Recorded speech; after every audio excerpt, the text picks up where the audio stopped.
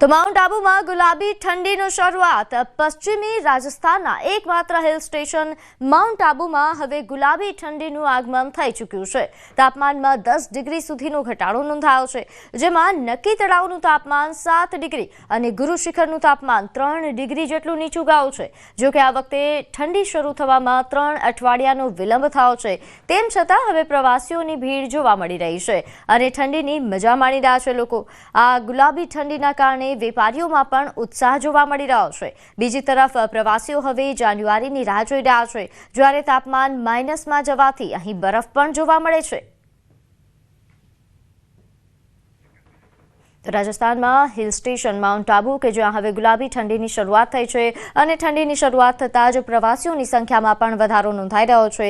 ખાસ કરીને જો વાત કરવામાં આવે માઉન્ટ આબુ નક્કી તળાવ કે જ્યાં તાપમાન હવે ખૂબ નીચે પહોંચી ચૂક્યું છે, ગુરુ શિખર પર 3 ડિગ્રી તાપમાન।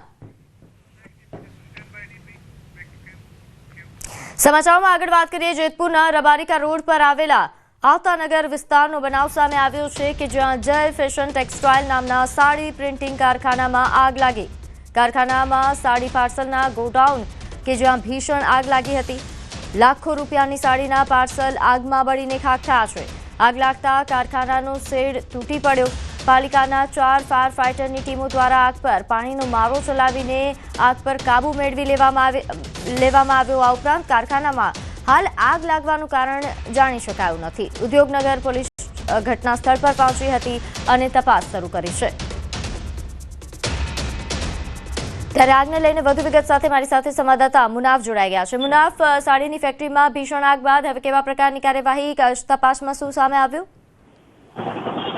બિલકુલ ચોક્કસ જેતપુરના રબારિકા રોડ ઉપર આવેલ આવતાનગર વિસ્તારમાં બનાવતું જય ફેશન ટેક્સટાઇલ નામના સાડીમાં પેન્ટિંગ કારખાનામાં ભીષણ આગ લાગી હતી। કારખાનામાં આગ લાગતા સાડીના પાર્સલ ગોડાઉનમાં ભીષણ આગમાં બળીને ખાખ થઈ ગયા હતા। લાખો રૂપિયાની સાડીના પાર્સલ આગમાં બળીને ખાખ થઈ ગયા। આગ લાગતા કારખાનામાં પેટ પર તૂટી પડ્યો હતો। પાલિકાના 4 ફાયર ફાઇટરની ટીમો દ્વારા આગ પર પાણીનો મારો ચલાવી આગ પર કાબુ મેળવ્યો હતો। કારખાનામાં આગ લાગવાનું કારણ હજી બંધ છે।